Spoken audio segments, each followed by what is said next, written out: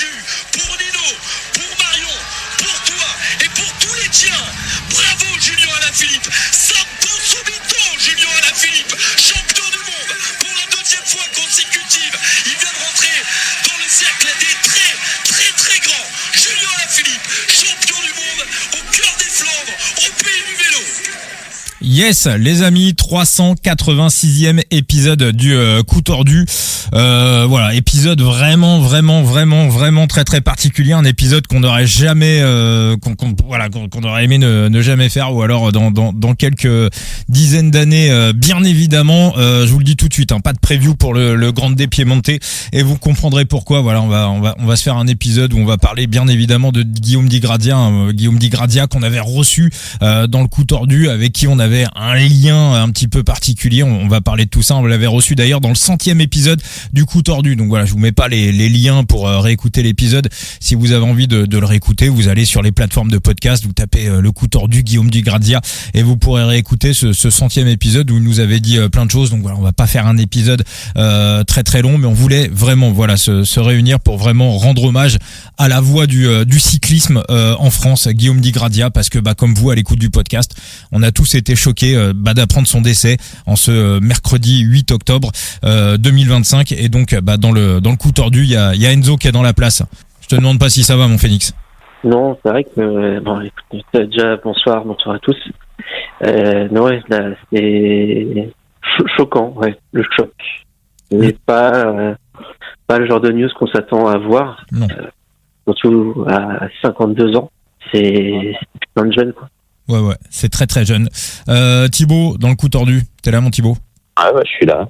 Bon. Et un peu comme Enzo, comme toi, par rapport à certains, pas de lien particulièrement fort avec Guillaume, mais comme tu l'as mis en introduction, il y a des moments, il y a des images, il y a des émotions qu'on voit visuellement avec le vélo, et Guillaume en était le vecteur par sa voix.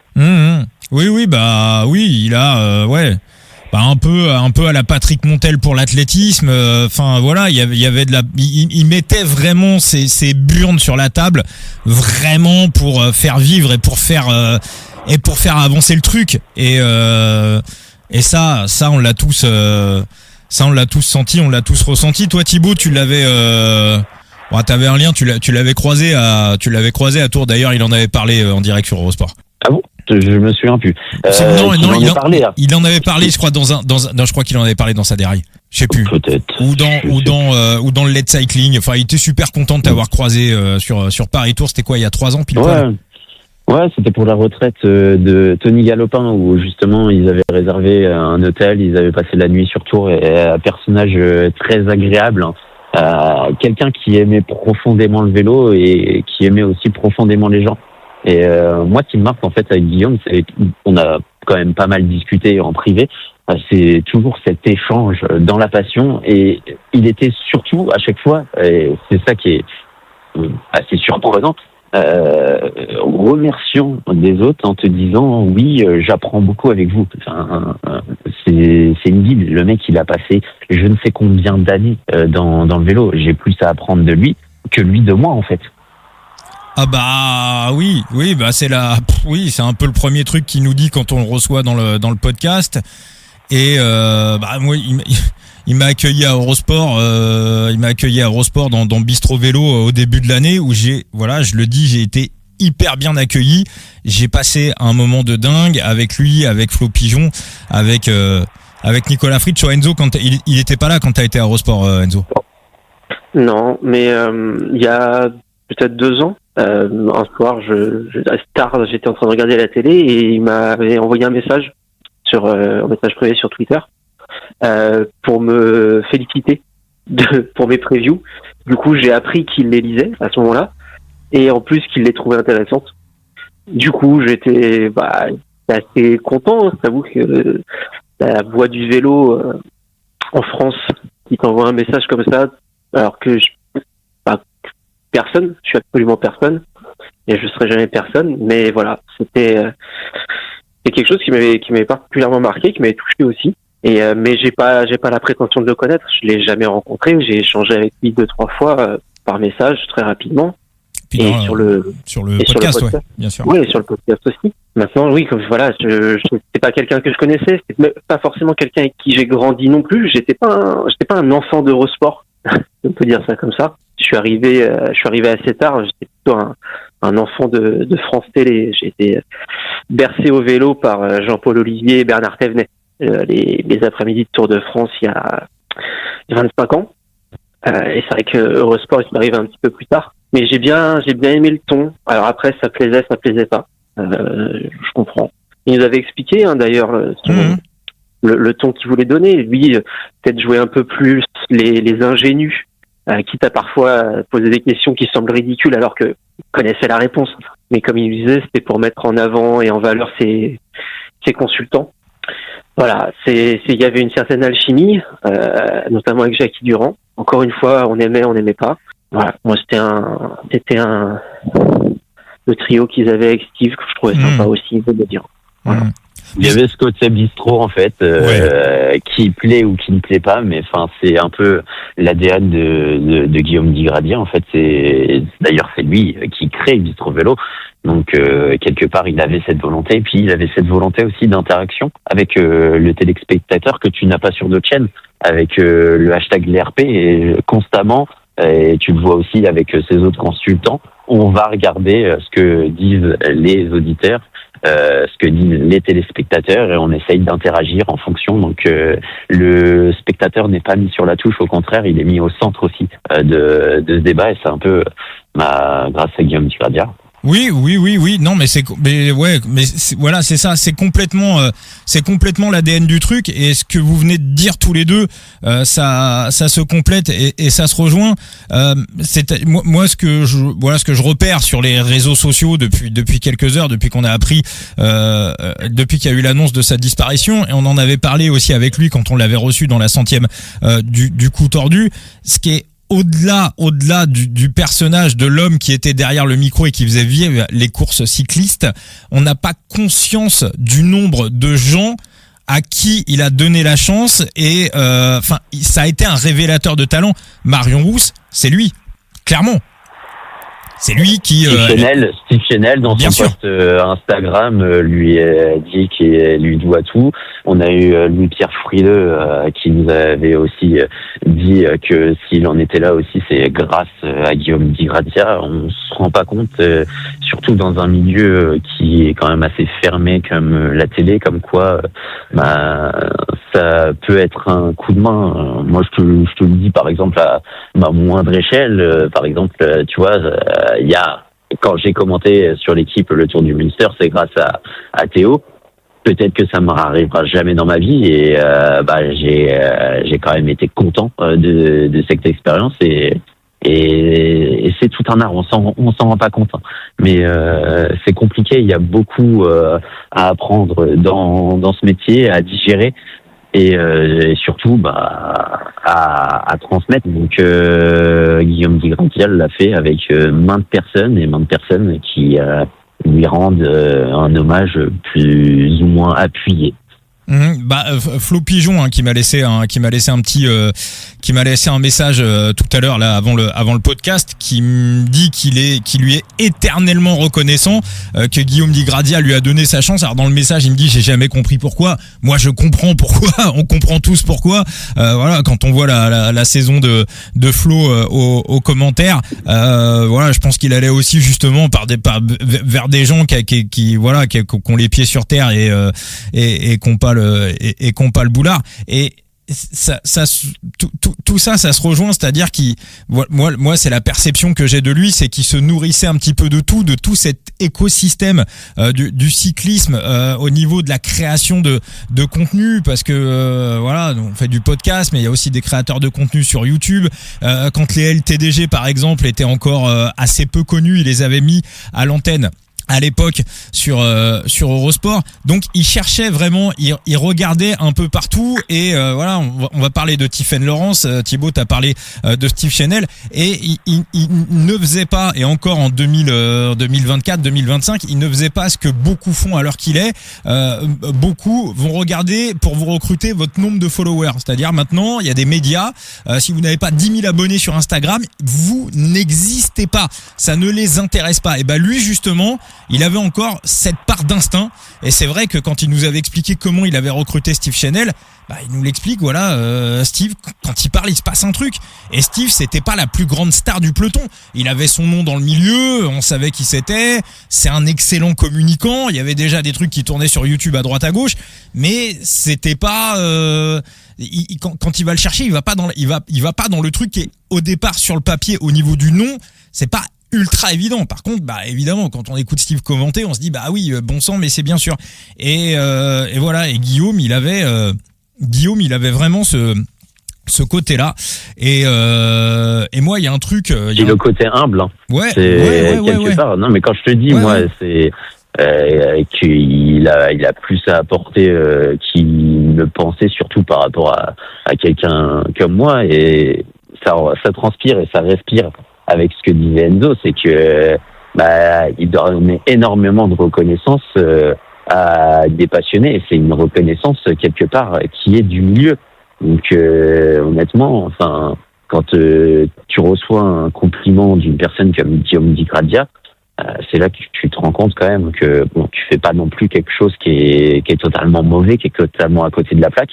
Et puis, enfin, c'est une belle récompense. T'allais dire un truc, Enzo? J'ai rien d'autre à ajouter pour le moment par rapport à ce que j'avais dit et par rapport à ce que vous dites. C'est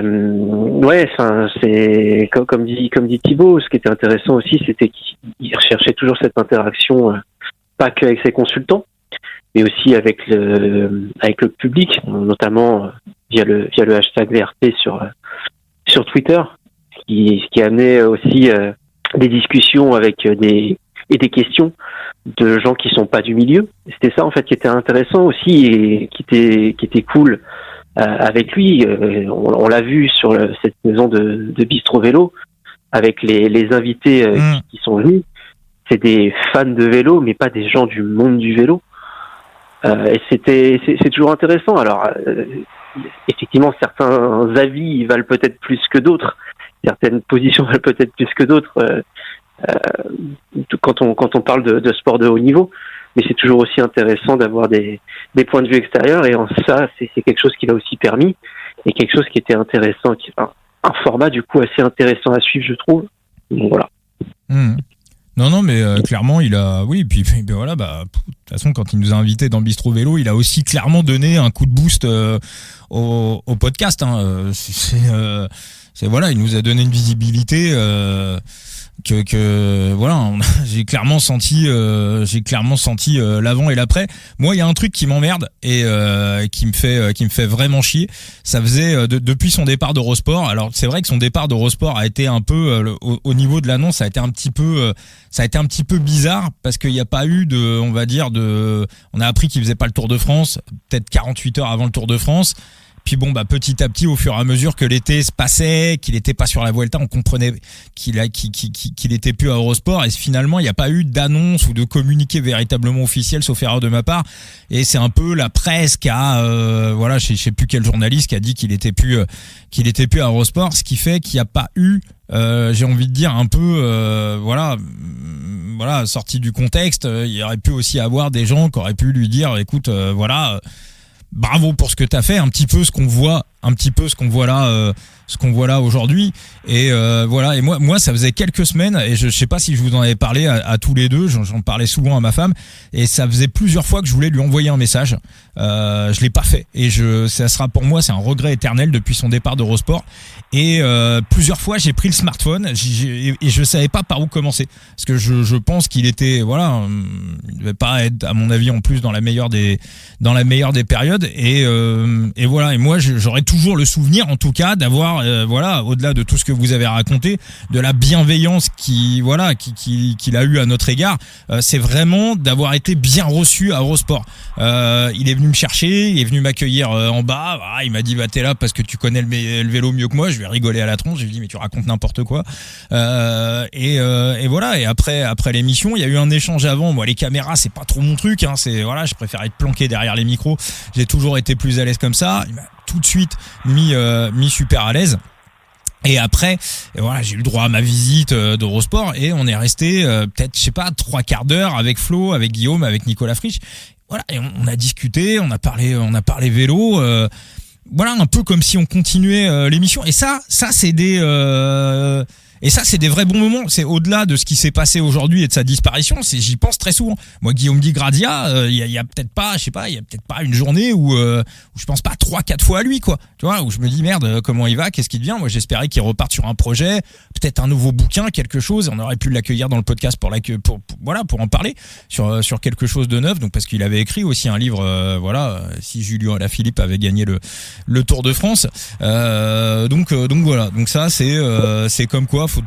Voilà, ça m'emmerde de pas. Et j'ai vu encore qu'on avait publié des trucs là, la semaine dernière. Il regardait encore nos stories sur Insta sur le coup tordu. Et voilà, ça c'est un truc qui me restera toujours un peu. Ça change rien, mais ça me restera au travers de la tronche.